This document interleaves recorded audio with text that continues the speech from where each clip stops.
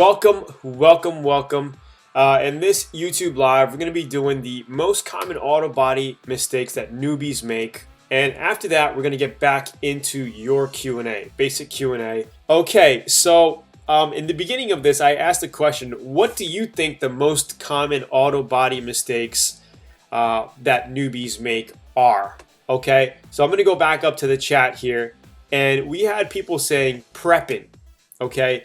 Not planning it out to make sure you get everything you need to do it right. Some people said sandpaper grits. Oh, no, that's what I say. I say people get the sandpaper grits all mixed up. And also some post-painting mistakes. Like after the paint job, people make some mistakes. And I want to go over some of these things with you over the next 10 minutes, the most common things really quickly, and then we'll get into your Q&A, and I hope you guys like how all of that goes. All right, paint masking, burning the paint, yep, a lot of those things. Okay, so the most common mistakes are, of course, number one is prepping. Okay, prepping is the most important part when getting body work done. Okay, if you want to get a nice paint job, you have to make sure your prep is good. Okay, you want to make sure you prime over feathered areas. Okay, so say you feathered out some clear coat into your base coat with maybe a 320 grit. You feathered it out, right? You don't want to paint directly over that. You want to prime that. You want to make sure you seal it, you prime it, and then you block it out with a 400 grit. Okay, because that'll actually come through to your base coat, and you'll actually see those spots through your base and through your clear coat. All right, so prepping and priming over feathered areas. You want to make sure you always prime over your body work, your bondo areas. You want to make sure you always prime over metal. Okay, I notice a lot of people, well, even with me, right? When you sand around corners and cars and edges, you get down to the metal, all right? And that's normal, that happens, right? But what you have to make sure is that you prime those areas before you paint. You never want to paint a single stage enamel or a base coat clear over a little metal spot. Even though, say this is the corner of your car, right? Even though it's a little metal hanging out, you want to make sure you dust it and cover it with primer. Okay, it's very, very important because those little areas will start biting, okay, and you're going to get little paint problems in those areas. So always make sure, that's the number one mistake, is people don't prime what they're supposed to prime. The other issue is not sanding with the correct sandpaper grits. Okay, you know, I was talking to my buddy John Kosmowski, the founder of House of Color Paints, and when we were talking, I'm like, so what do you final sand with? He's like 400. I'm like, that's what I always final sand with. So, you know, I used to tell him that, I used to get people tell me, you know, you got to sand it with 600, you got to final sand with 800. The problem with that is there's not enough tooth in the sanded prepped area, okay, in your primer or in your paint or in your clear coat. You know, when you're looking at a surface, say this is your paint surface, right? There's not enough sand scuff tooth for your new paint to stick onto it. All right, so 400 grit is actually the perfect sandpaper grit that you want to paint over. It's perfect for finishing over primers, and even if you're just going over clear coat, right? Because you could paint over clear coat directly, because clear coat is a great sealer foundation to base right on top of. You could base right over it if you want to.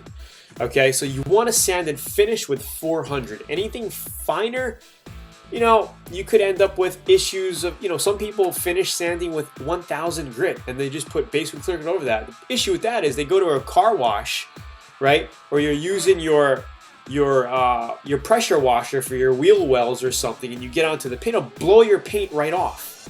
Okay, you do not want to finish sand with 1000 grit or 1200 grit. You want something that your paint is going to stick to. All right. The other common mistake is orange peel. Okay, when people paint, they complain of orange peel. Okay, and there are a couple of reasons why you get orange peel. Well, the number one thing to easily weed out is paint mixture. Okay, make sure you read the instructions at the back of your can and mix your paint correctly. 99% of the time, if you're doing base coat, clear coat, okay, your reducer, okay, your ratio for base coat is 50-50, okay, 1-to-1. If you have a pint of base, you want to make sure you put a pint of reducer in. That's 16 ounces, okay? A cup is 8 ounces, a quart is 32 ounces. All right, so if it's just 1-to-1. If you have a cup of base coat, you want to make sure you fill a cup up with a reducer and you put that in and you mix it up. So you got a 1-to-1 ratio, and that's your base coat.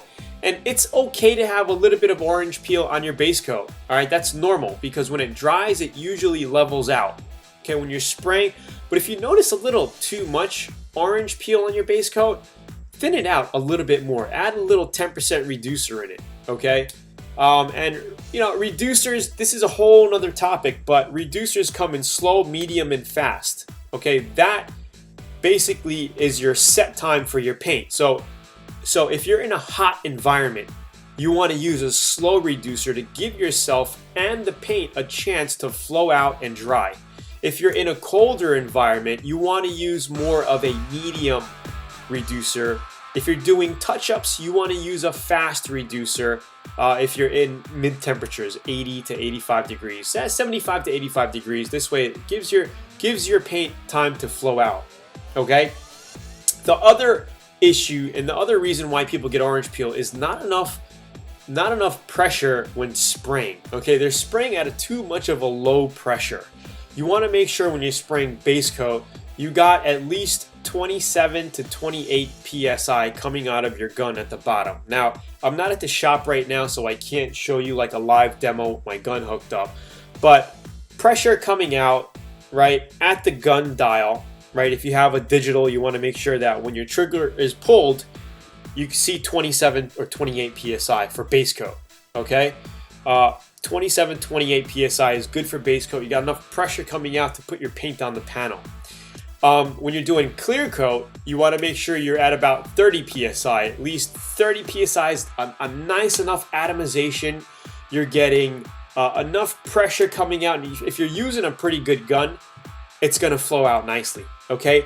So that's another issue. Not enough pressure out of your gun. And the other issue is you're not close enough to your panel. So say your spray is coming out like this, right? You want to be about 4 to 7 inches away from your panel, okay? And it all depends sometimes. The closer you are to your panel, the faster you're going to have to move because it's laying on so quick. The farther out you are, the more of a fan pattern you get, and you get to move a little bit slower, okay? A little bit slower. And always when you're painting, you want to hold your gun, okay, your fan pattern even with the panel, okay? Not like this, coming out like this, right? Even, okay? And you want to do a 50% overlay. 50% overlay, just like how I show you in the VIP course in my videos. 50% overlay is going to give you a nice coverage, and you always want to use the light to see that it's coming on glossy. If it's not coming on glossy, give it another pass, right? Don't be afraid, especially if you're on flat surfaces like a hood, trunk, or a roof. You don't have to worry too much about overloading your clear or running because you're on a flat surface, right? When you're on your side doing doors and fenders and quarter panels, you have to worry a little bit, all right? Because you don't want to get that run, okay? And that's another issue too, is runs. But it's always better to have a run than dry, in my opinion, because you could sand out and buff out a run. Okay, is everybody getting this so far? So if you guys are just getting on right now, be sure to watch the previous section here. Just rewind back a little bit more to get into the content area. Okay, can you use fisheye to help? Yes, you can use a little bit of What's Up Sly, VIP member from Martinsville, Virginia. Yes, factory cars do have orange peel, and they, that's just the fact of the matter. You're always going to get orange peel. Even factory cars get orange peel. But the more clear coat you lay on, the better flow you're going to get. And after the paint job is done, you could always go back, flat sand it, color sand it out with like a 2000 grit, and buff it out for a pro gloss. I mean, you go to car shows, all the cars, all custom hot rods, all custom jobs, okay, they get that flat mirror finish because it's color sanded and buffed, okay, by a professional. So all show cars go through the whole painting process, just like we show you how to do in VIP, and the whole color sanding and buffing process, just like we show you how to do.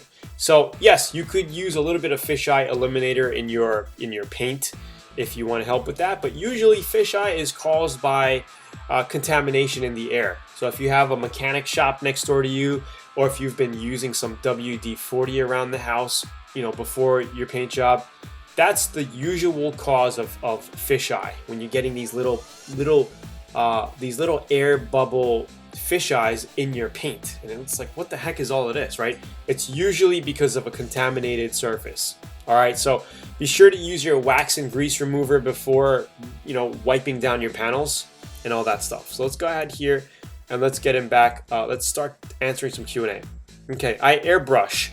Do I need an intercoat, or can I mix my candy in the clear and spray it as a final clear? You could do it either way. You could do it as an intercoat. And guys, for the people on here, an intercoat is basically like a clear base coat. All right, so you could basically put in your pearls, your flake, or a different color tone into an intercoat and do your airbrushing and then clear coat on top of that. I would actually clear coat on top of that. All right, I wouldn't do it as an all-in-one. Candies are not made to be sprayed on and that's it, because candy is a polyurethane. Okay, it's basically like an enamel. Okay, so you're always going to want to clear coat on top of that. You can if you run it and if you're getting very bad orange peel, but usually you don't have to. Okay, if you're getting a little bit of orange peel on your base coat, it's usually not that bad of an issue. You want to load it up with clear coat and it fills it all in. Okay, and it just turns out to be amazing. Clear coat will fill all that and enhance the color, and you won't even see it. So, you know, the next time I paint a car, what I'll do is I'll make a video and I'll show you what acceptable orange peel is and to clear over, and what non-acceptable orange peel looks like. All right, I'm gonna purposely do like a thick base coat in part of a fender or something to show you what it looks like. All right, I think that'll be a good one to help you guys out with. Okay, great. Airbrush, do I need intercoat? Okay, what are the steps to get best polishing results? Okay, well, Mike, what you want to do is you make sure after your clear coat is done, you have to color sand and buff. So you could start color sanding. You could start sanding with a DA or by hand with a 12 to 1500 grit sandpaper, and then you want to finish off with a 2000 to 2500, and then you want to hit it with the wool pad with an overall compound. We use the Meguiar's, and in VIP I show you exactly what we do. Epoxy primer over light flash rust. Is that okay? That's perfectly fine. As long as your rust is sanded out, I would treat it with a little bit of vinegar water, 50-50 mix. Sand it out again, let that dry, sand it out, and then epoxy primer over it. Then you could do your body filler or glaze putty on top of that epoxy primer. And then finish it up and then primer on top of that again.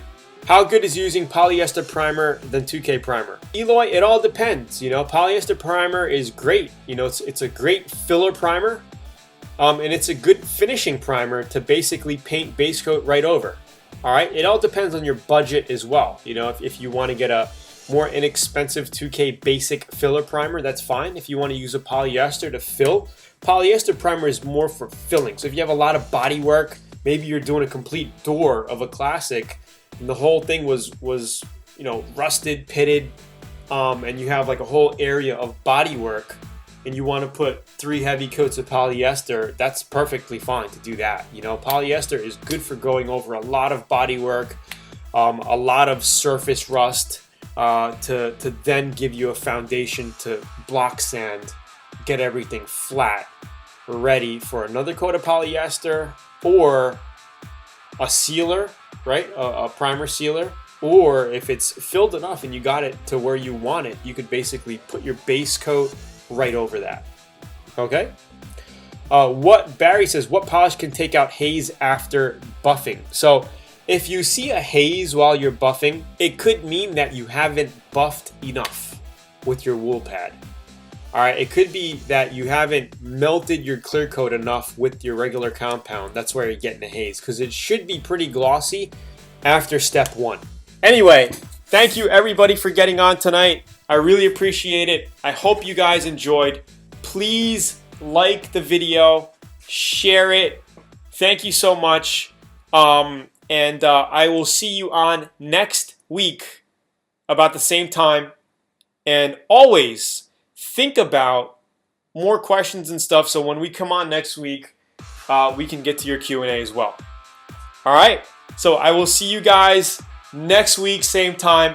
Check the email for a 1 hour to half hour notification before we go live. And I will see you guys soon. Thank you guys, I appreciate it. I'll see you next week. Cheers. Oh, don't forget to go here to grab your free book if you are a complete newbie and you want an auto body book. Cheers out. Peace.